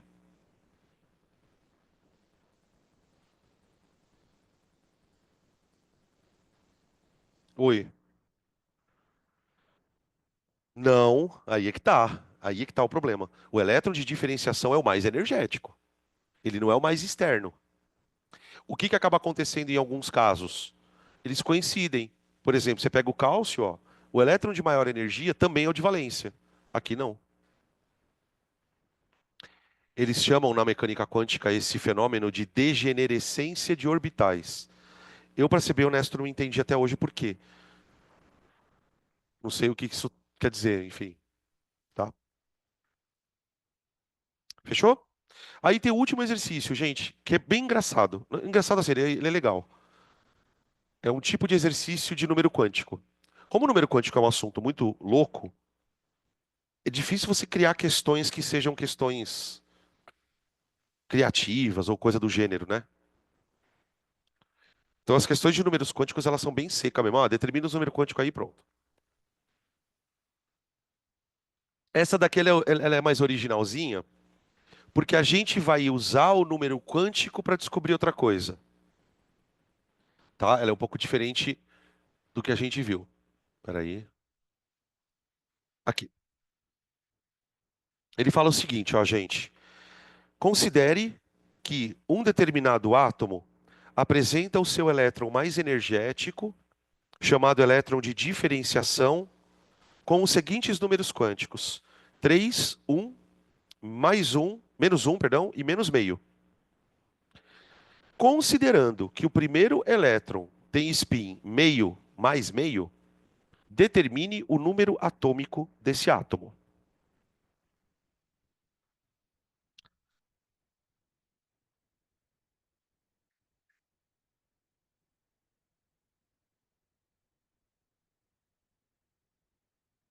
Gente, eu sei que o átomo X, ele tem um certo número de elétrons. Só que nós não sabemos quantos elétrons ele tem. Ele quer que eu descubra o número atômico desse elemento. E para isso, ele me fala que dos elétrons que ele tem, o último elétron, o mais energético, tem os números quânticos que ele deu aí.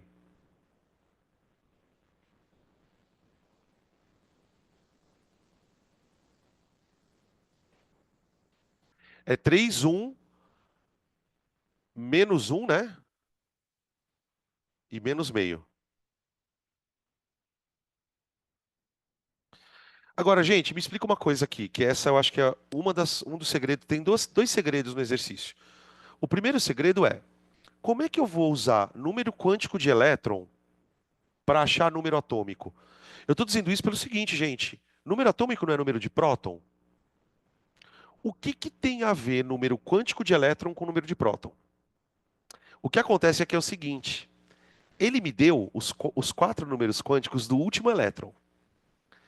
Se eu localizar onde ele está, eu sei até onde a distribuição vai.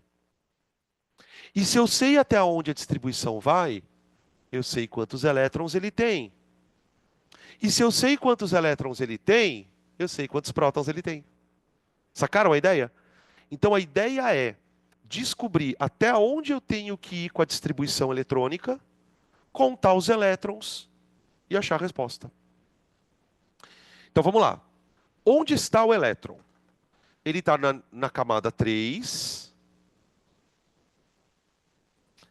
e ele está na subcamada P. Estando na subcamada P, ele pode estar em três possíveis orbitais.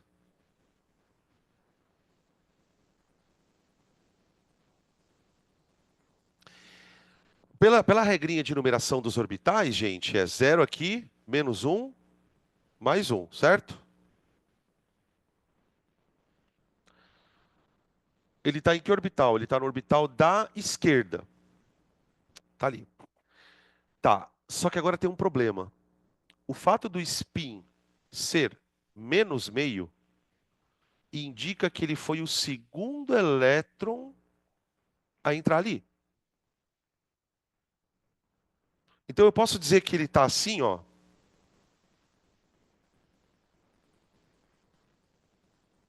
Seria 3p2? Primeiro que, se ele terminasse em 3p2, o elétron não pode estar assim. Por que não? Porque tem orbital vazio. Ué, mas pera um pouquinho. Então, peraí. Para entrar um segundo elétron aqui, para entrar um segundo elétron aqui, todos os orbitais já têm que ter sido ocupados previamente. Esse é o segredo. Tipo, você não pode colocar um segundo elétron aqui sem antes fazer isso aqui, ó. Eu preenchi todos os orbitais vazios, que a regra de Rand fala isso, né? Aí, o próximo elétron que eu vou colocar é o meu elétron, ó, tá? Então significa que a distribuição terminou em 3p4. Uma coisa que é interessante da gente pensar aqui é o seguinte, pessoal. Se o elétron está no orbital daqui, eu só tinha duas possibilidades. Ou ele era o primeiro elétron, ou ele era o segundo. Se ele fosse o primeiro elétron, a distribuição tinha que terminar em 3p1. 3p1. Parava aqui. Como ele é o segundo elétron, eu tive que o 3p1, 3p2, 3p3, 3p4. Enchi ali, tá? Nossa, mano, minha barriga fez um puta ronco agora. Juro por Deus, eu tremi assim, ó. Então, ó, um S2. Nossa, hoje eu vou deitar, velho. Vou comer lá perto do colégio. Lá tem um prato de 30 conto, você pode comer o quanto você quiser, cara. Vixe. Ah, é na Avenida. Vocês já foram na Avenida? É bem perto da Arena do Pantanal, ali naquela avenida ali. Tem um restaurantão enorme perto do bar do Alemão ali, é bom pra caramba. Tem arroz, feijão, carne, tem churrasco pra caralho, né? O pessoal do Notre vai muito lá. É muito bom lá. Aí eu peço sempre o selfie, né, que é 39. Aí eu posso comer quantas vezes eu quiser. Nossa. Eu acabo comendo só um prato, né, mas ele vem bem sortido. Não, vem, os alunos zoam pra caralho. Os caras, nossa, meu, impressionante, eu fico tão puto com isso, cara.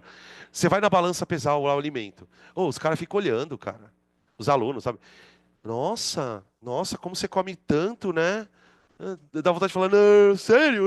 Você descobriu isso? Como que você descobriu isso? Idiota. Eu não falo metade do que eu penso, gente. Vocês já perceberam, né? Deixa a gente vai ganhando intimidade, eu vou falando. Eu tô indo. Não, não tô mais, porque eu só tô dando aula na sexta lá. E eu não tô afim de encontrar a irmã Marluce. Ela tá sempre no mesmo horário que eu tô lá. Não, é que ela fica conversando. Eu não gosto de ficar conversando na hora do almoço, gente. Aí os caras querem sentar junto. Eu não gosto. Ó, se vocês me virem almoçando, não pede pra sentar junto. Não, é porque eu não gosto de conversar no almoço. Fica quieto, tipo, às vezes o aluno fica lá, vê, oh, preciso estar sozinho aí, não, me deixa em paz aqui. Então não precisa sentar junto, tá? E se eu vir vocês, também vou passar reto.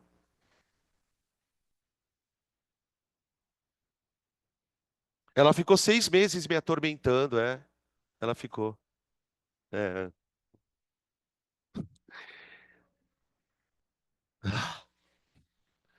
Eu gosto de dar aula, gente. Esse é o meu negócio. O problema é o aluno. É sério.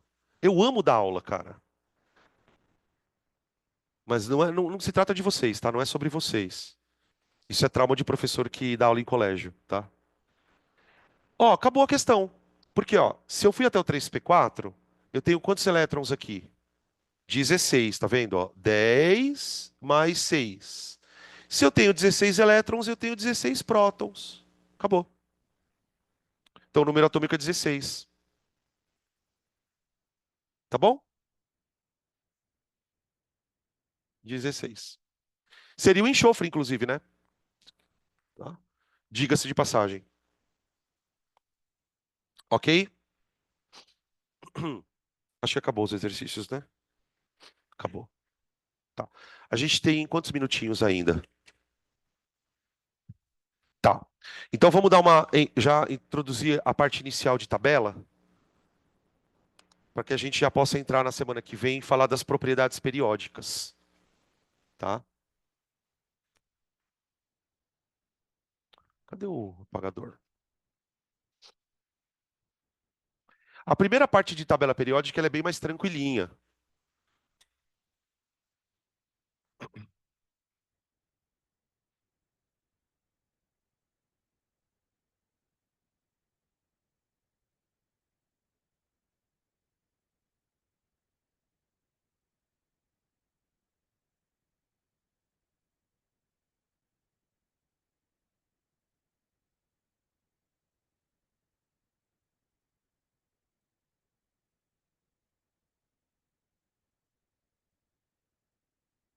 Oi, é o mesmo horário. Sempre vai ser no mesmo horário, tá, gente? Por causa da aula. Só que, cuidado, tá? O de sábado agora, ele tem meia hora a menos, tá? Quem vai ficar aqui no sábado, gente, é a Pri. Eu vou estar viajando. Acho que o Eloy também não vai estar aqui. Quem vai ficar aqui é a Pri, tá? Mas vai ser que nem o semana passada. Vocês chegam ali na portaria, pegam o cartão, assinam a lista de presença, já entra na sala e já fica guardando a prova, tá?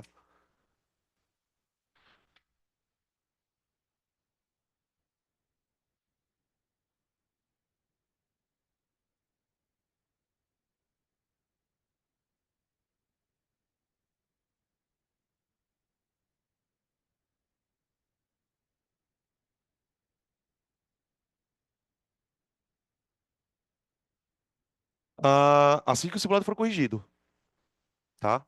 Na verdade, não passam pra gente. Você vai receber no seu e-mail um login e uma senha. E aí você vai acessar individualmente ali o teu boletim, tá? Então, assim que. Porque tem todo um processo. A gente tira foto dos cartões, manda para lá, aí eles vão cadastrar no sistema, vão corrigir a prova, e aí vão fazer o cadastro para vocês acessarem, tá? Ó, eu estou desenhando uma tabela, tá, gente? Estou usando os meus quadradinhos aqui como referência, porque o que a gente vai fazer nesses minutos que faltam é olhar para a tabela e enxergar que a tabela ela mostra exatamente a distribuição eletrônica do átomo. Tá? Quando a gente olha para a forma de uma tabela periódica, ela sempre causa uma certa estranheza, né? Peraí que aqui está faltando um outro elemento. Aqui. Ela tem uma parte mais fininha, ela é bem comprida, tem algumas colunas que têm mais elementos do que outras, né? Então vamos discutir um pouquinho sobre isso,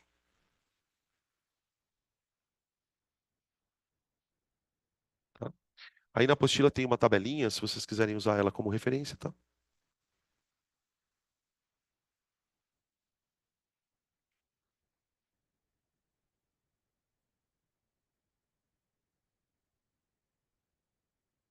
Pronto.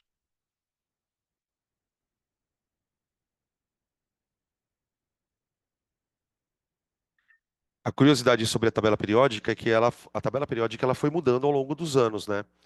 Primeiro porque ela foi ficando maior, obviamente, mas antes dela adquirir esse formato, ela já tinha um formato diferente. À medida que os químicos foram descobrindo coisas a respeito das estruturas atômicas, a tabela foi ganhando essa forma que a gente está falando aqui, né? Não sei se vocês já ouviram um pouco da história desse cara, né? O cara chamava Dmitry Mendeleev. É um russo que, segundo falam, eu não sei se isso é verdade, ele era um pesquisador e que trabalhava com química e diz que numa viagem de trem, que era uma viagem que ele estava fazendo ali na Rússia, ele dormiu. E ao dormir, ele sonhou com esse formato, diz a lenda, né? Que ele sonhou com esse formato meio irregular. E ao observar o formato, ao tentar imaginar o que aquele formato representaria, ele conseguiu conceber então a tabela que a gente conhece hoje. A tabela que a gente conhece do Mendeleev, ela é uma tabela estrutural. Tipo assim, antigamente, a primeira tabela periódica, gente, os caras organizavam elemento assim, por exemplo. Tudo que brilha fica num canto. Sabe assim? Tudo que é vermelhinho. Eram classificações muito mais baseadas em propriedades macroscópicas. A tabela do Mendeleev ela ficou famosa por quê? Porque ela foi a primeira proposta de organizar os elementos pela sua estrutura atômica. Então, no final das contas, a gente descobre que a tabela e a mecânica quântica estão juntas. O que você está vendo aqui, acredita no que eu estou te falando, é o diagrama de Linus Pauling. E o nosso desafio é provar isso por enquanto, tá? Nesses minutos que faltam. Bom, o que vocês já sabem sobre tabela que a gente pode aproveitar? A questão de grupos ou famílias, vamos falar sobre isso, né? A tabela ela tem 7 linhas horizontais,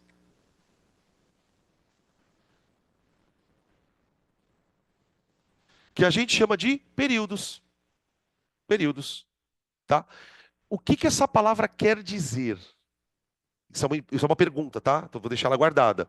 O que é um período, afinal de contas? Quando eu estou falando de estrutura atômica, se a tabela é uma representação da estrutura atômica, o que é período? É sinônimo de camada eletrônica, tá? Isso aqui, ó, são camadas eletrônicas.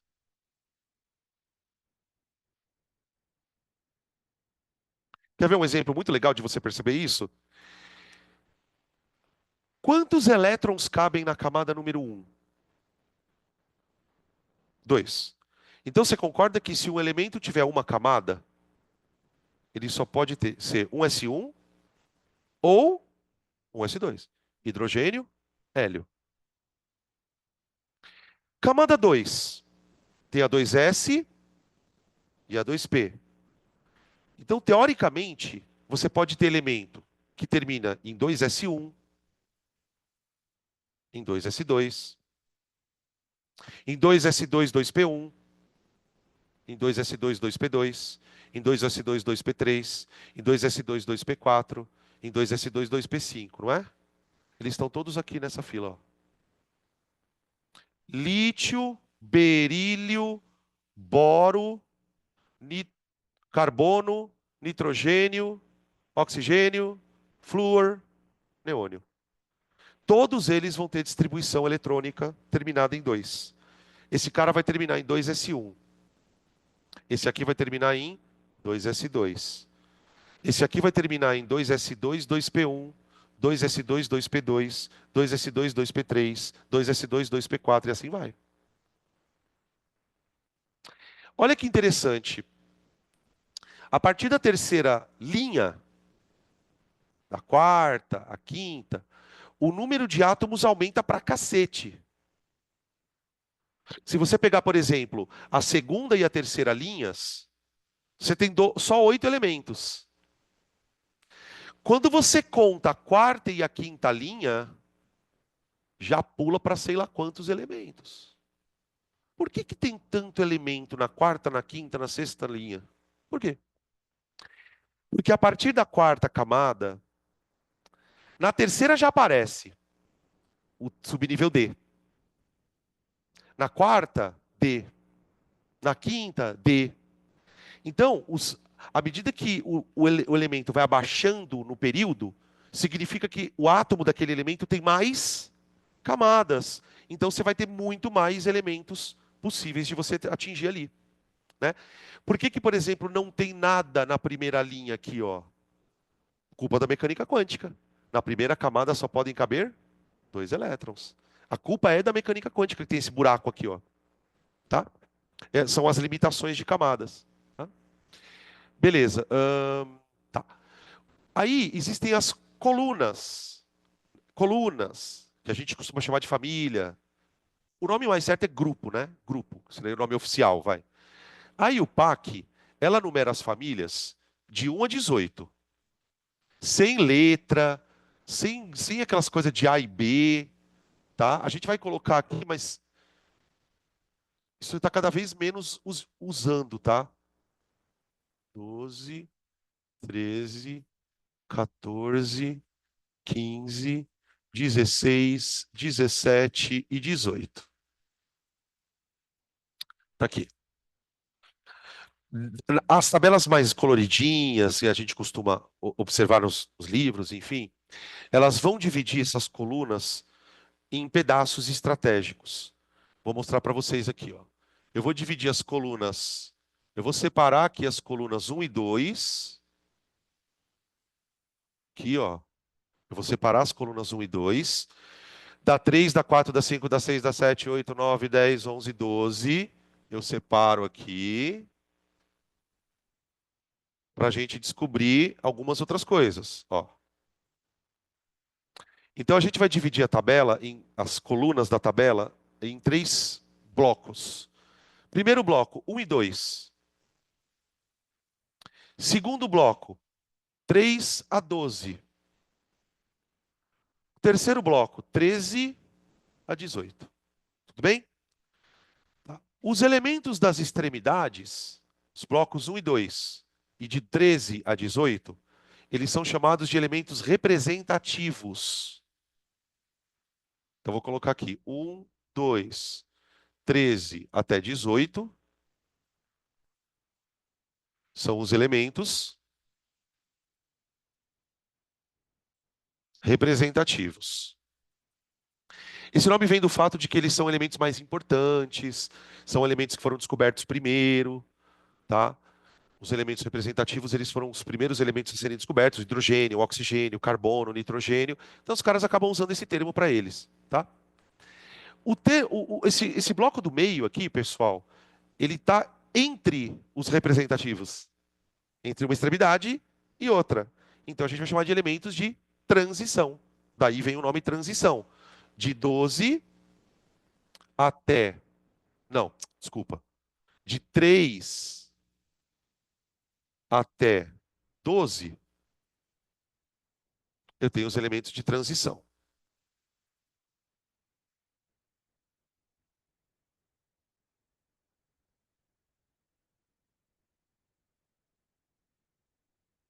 Tá? Gente, nos elementos de transição,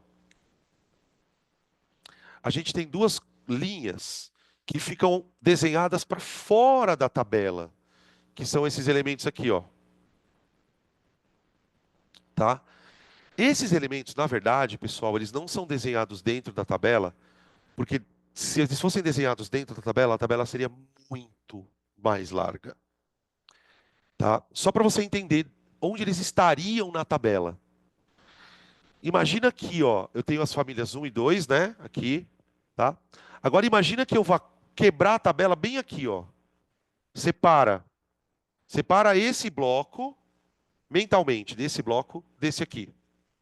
E enfia essas duas linhas aqui, ó. E aí essas duas linhas vêm primeiro, depois vem esse bloco e aí vem a tabela. O resto.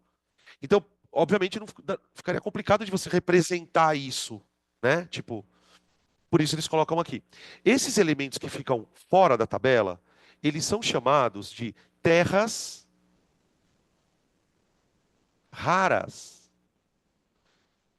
Tá? Esse nome, obviamente, de batismo, está relacionado à dificuldade que a gente tem de encontrar esses elementos na natureza. São terras raras. Tá? Tem alguns elementos aqui bem famosos, né? Urânio, o tório, o plutônio, tá? Elementos que são altamente radioativos que a gente usa para fazer armamento nuclear e tudo isso aqui, tá? E aí, para finalizar essa primeira passada de mão assim na tabela, eu dividi a tabela em pedaços. Cada pedaço vai ganhar um nome a partir de hoje. O primeiro pedaço da tabela, pessoal, vai envolver as famílias um e 2 aqui, ó. Os grupos um e 2. Tudo bem? A gente vai chamar esses elementos aqui de elementos do bloco S. Então aqui vai ser o bloco S.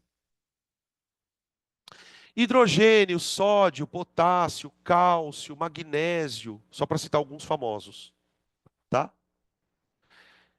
Adivinha por que que esses caras têm nome de elemento de bloco S? Zzz. Lembre-se que a tabela é uma representação do diagrama de Pauling. Isso aqui é o subnível mais energético da porra do átomo. Quando você vai fazer distribuição eletrônica, quando você vai fazer distribuição eletrônica, você pode terminar em S, P, D ou F, não é? Se terminar em S, com certeza, ou está na primeira coluna, ou está na segunda coluna. Professor, mas como é que eu vou saber se está na primeira ou na segunda coluna? Adivinha? Vai, usa o bom senso. Como que eu vou saber se um elemento está na primeira coluna do bloco S ou na segunda? Pelo quanto ele termina a distribuição.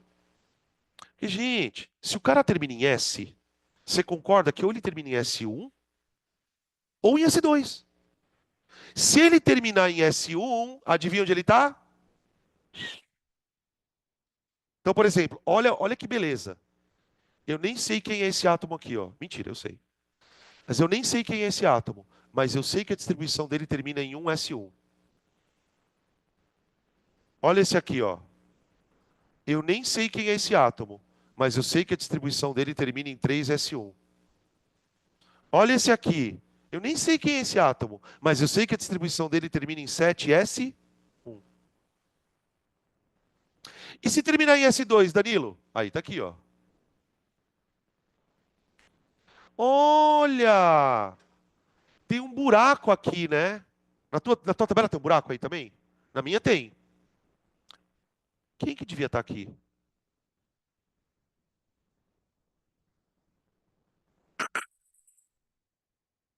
Mas por que que ele está ali? Porque ele é muito mais parecido com aquelas merdas do que com esses caras aqui. Ele é estável, ele é um gás. Então o hélio está aqui, gente. Sabe aquele cara que nasceu numa família, mas ele se identifica muito mais com uma outra família? É o hélio. Estruturalmente, ele tinha que estar em cima do berílio. Mas os caras viram que ele não tem nada a ver com metal alcalino terroso, falaram, tá, põe para lá, tá? Fechou? Professor, eu aprendi aquele lance da camada de valência com o número de elétrons. Calma que eu vou chegar lá, gente. Isso aqui é muito mais importante do que você saber família. É muito mais. Porque agora você sabe localizar qualquer elemento na tabela. Agora eu vou pular esse bloco. Pulei. Eu quero vir para cá. Faz um, faz uma continha aí para mim. Conta para mim quantas colunas tem nesse bloco. Quantas tem? 6. 6 não é exatamente o número de elétrons que cabem no subnível P? Então eu vou chamar esses elementos de elementos do bloco P. Adivinha por quê? Porque a distribuição de todos eles termina em P. Todos eles. Se você pegar esse primeiro elemento daqui, ó, a distribuição dele vai ser 2s2, 2p1. 2s2, 2p1. 2s2 porque o berílio é 2s2. O próximo é o 2p1. Então aqui ele termina em p1. Se eu pegar os caras do lado dele aqui, carbono, vai ser 2s2, 2p2. 2p2. Aí você pega do lado do carbono, o nitrogênio.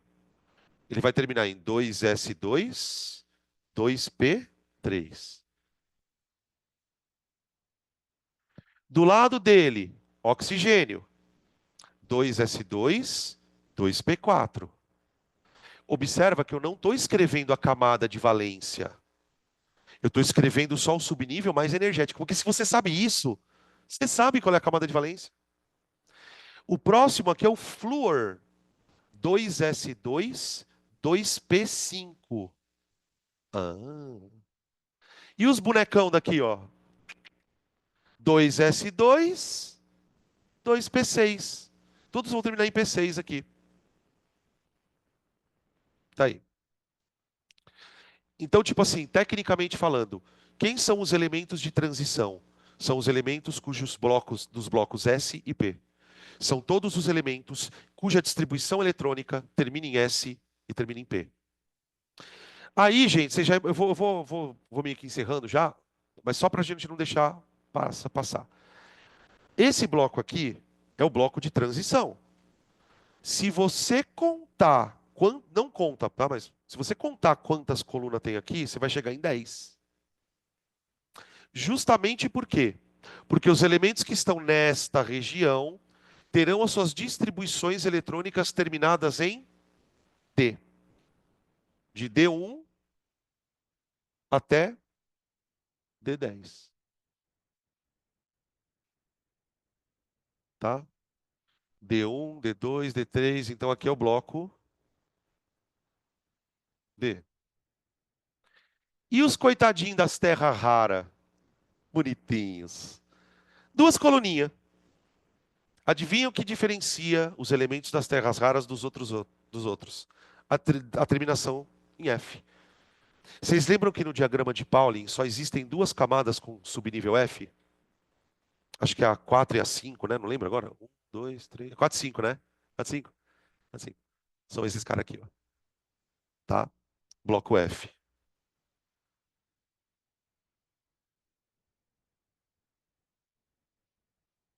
Tá bom?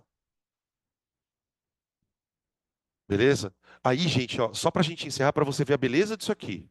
Eu vou escolher um lugar aleatoriamente para falar dele, tá? Ó. Por exemplo, eu quero esse átomo aqui, ó. Como é que é a distribuição desse cara? Tipo, eu vou fazer a distribuição dele até que valor? Bom, ele está na camada 3, P5. Então, a distribuição desse cara vai terminar em 3s2, 3p5. Acabou. Ah, agora eu quero esse aqui, ó. Quero esse aqui, ó.